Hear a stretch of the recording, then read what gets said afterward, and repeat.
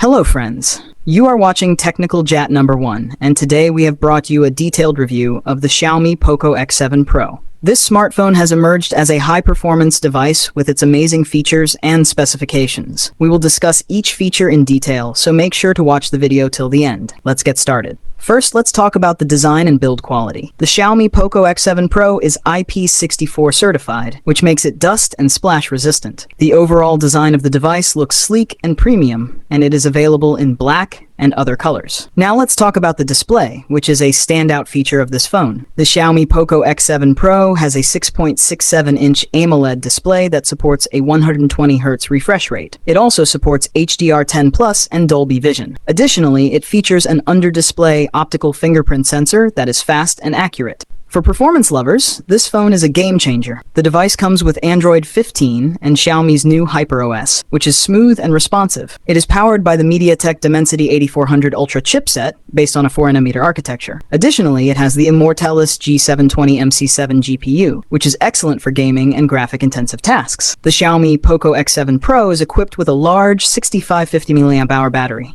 It also supports 90 watts wired charging. Storage and RAM. This phone is available in 3 variants. 8GB RAM with 56GB storage, 12GB RAM with 256GB storage, 12GB RAM with 512GB storage. The phone uses UFS 4.0 technology for storage, but it does not have a microSD card slot. Now let's talk about the cameras. The Xiaomi Poco X7 Pro features a dual rear camera setup, a 50 megapixel primary sensor with an f1.6 aperture that supports PDF and OIS, a 2 megapixel macro sensor for close-up shots. For video recording, this device supports 4K at 2040 FPS and 1080p at 3060 FPS, with gyro EIS available. For selfies, it has a 20 megapixel front camera that supports 1080p at 3060 FPS video recording.